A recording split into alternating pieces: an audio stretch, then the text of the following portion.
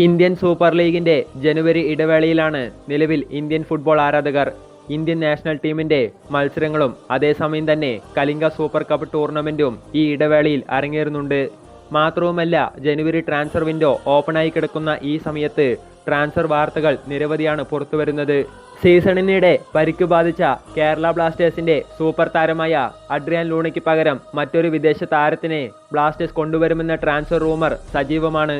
Indian super league കമന്റേറ്ററായ ഷൈജു ദാമോദരൻ നൽകുന്ന update പ്രകാരം ലൂണിയുടെ പകരക്കാരനെ കൊണ്ടുവരുന്ന കാര്യത്തിൽ കേരള ബ്ലാസ്റ്റേഴ്സ് FC ഒരു യൂറോപ്യൻ താരവുമായുള്ള ചർച്ചകൾ അവസാന സ്റ്റേജിലാണെന്നാണ് അപ്ഡേറ്റ്. AFC ചാമ്പ്യൻസ് ലീഗ് വിജയിച്ചിട്ടുള്ള ഫോർവേഡ്, വിങ്ങർ പൊസിഷനുകളിൽ കളിക്കാൻ കഴിവുള്ള താരമാണെന്നാണ് സൂചന. ഈ ഒരു ട്രാൻസ്ഫർ ഡീല് വൈകുന്നതിന് കാരണം യൂറോപ്യൻ താരത്തിന്റെ ഫാമിലി ഇന്ത്യയിലേക്ക് വരാൻ താല്പര്യം കാണിക്കുന്നില്ല എന്നതാണ്.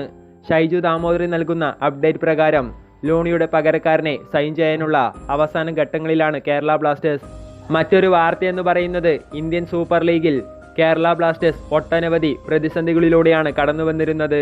എന്നാൽ അതെല്ലാം അവഗണിച്ച് ഇവാൻ ആശാന്റെ ചുണക്കുട്ടികൾ അത്രയധികം മികച്ച പ്രകടനമായിരുന്നു ആദ്യപാദ മത്സരങ്ങളിൽ കാഴ്ചവെച്ചത്.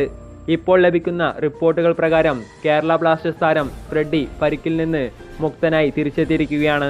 താരം നിലവിൽ ബ്ലാസ്റ്റേഴ്സ് ക്യാമ്പിനൊപ്പം സ്വന്തം പരിശീലനം നടത്തിയിരിക്കുകയാണ്. നവംബർ മാസത്തിൽ കൊച്ചിയിൽ വെച്ച് സംഭവിച്ച ബൈക്ക് ആക്സിഡന്റ് മൂലമാണ് താരത്തിന് പരിക്കുപറ്റി പുറത്തിരിക്കേണ്ടി വന്നത്.